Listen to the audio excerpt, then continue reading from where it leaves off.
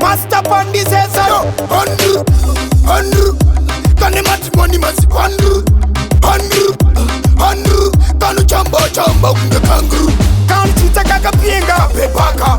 Kanu kuto pienga pepaka. Kanu chita bangma chivaka.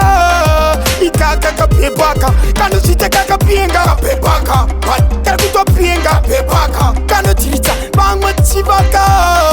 Ika kaka pepaka. Titomu akarovi, china sedovi. Fight kano mira semuruma ukarovi. Soton chamisa onde kaini yui. Ka etedi, vika kanaka alavi. Kaka gesa kana itaka mkarati. Nyatondi zoi Mr. Bani. Okay, kanu chita kaka pienga pepaka. Kanu kuto pienga pepaka. Kanu chita bangma chivaka.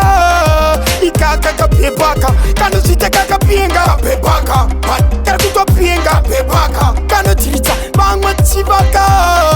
Ika kaka pepaka. Vano katika tede chibaki chisati chachikasa kama dede. Kakide mana kide kacha ya no jere nini ndikamede.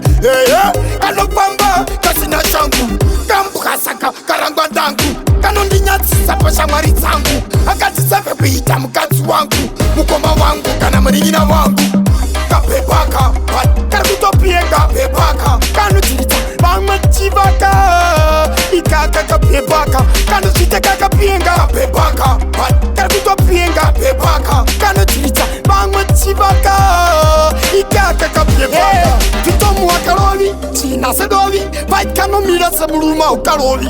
Soton chamisa onde kaini yui. Ka etedi, vika kanaka alavi. Kaka gesa kana itaka mkarati. Nyatondi zoi Mr. Bani. Okay, kanu chita kaka pienga pepaka. Kanu kuto pienga pepaka. Kanu chita bangma chivaka. Ika kaka pepaka. Kanu chita kaka pienga pepaka.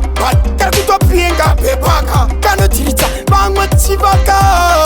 Ika kaka pepaka. Vano katika tede chibaki chisati chachikasa kama dede. Kakide mana kide kacha ya no jere nini ndikamede.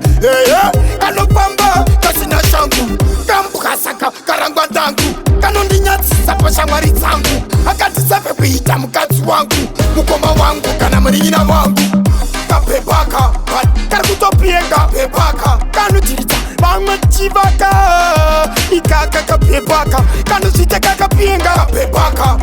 Kanu kutopienga pepaka. Kanu chita bangma chivaka. Ika kaka pepaka.